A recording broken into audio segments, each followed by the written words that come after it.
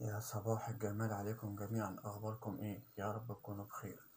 كلمتين النهاردة برضه مفيدين بخصوص نفس الكتاب بتاع أسرار عقل المليونير.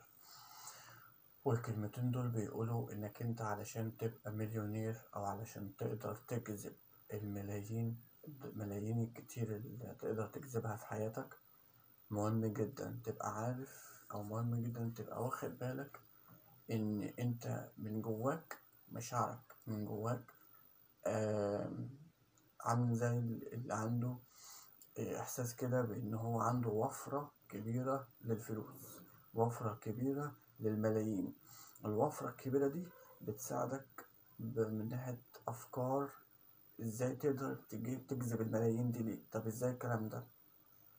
يعني لو انت بتشتغل في مجال معين، والمجال ده انت بتطور نفسك فيه اول باول، وبتطور وبتضيع وقت كتير في يومك انك تطور في المجال بتاعك ده، فده بيؤدي انك تدي نفع كبير قوي للناس، فالنفع ده بيعود عليك بعد كده بملايين، بفلوس كتير. فكل مرة بتبقى حاسس من جواك انك انت مشاعرك من ناحية المال، من ناحية الوفرة، عارف ان في وفرة كبيرة في الكون، وفرة كبيرة للفلوس.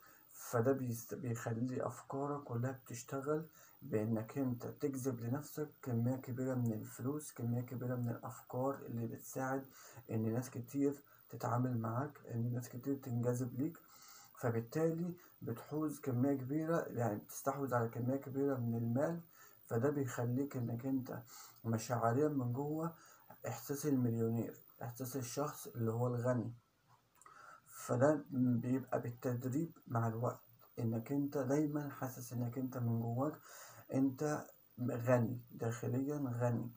فالغنى داخليا ده بيبدأ بعد كده ينطلق بمشاعر الغنى، فأفكار بتجيلك بتساعدك انك انت خطوة في التانية في التالتة، بتبدأ معاك بجنيه، في اتنين، في تلاتة، في مية، في أكتر، في أكتر. فبتبدأ تستثمر، بتبدأ تتصدق، بتبدأ تخش جزء على جنب، تبدأ تشغل دماغك في إنك أنت تستثمر كل جنيه بيجيلك.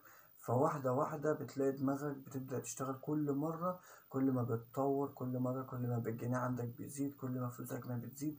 فده اللي بيخليك داخليا مشاعرك حاسة بإنه في وفرة كبيرة في الفلوس، في المال، في الكون. فأفكارك بتساعدك إنك أنت تجيب فلوس أكتر وتنتج أكتر.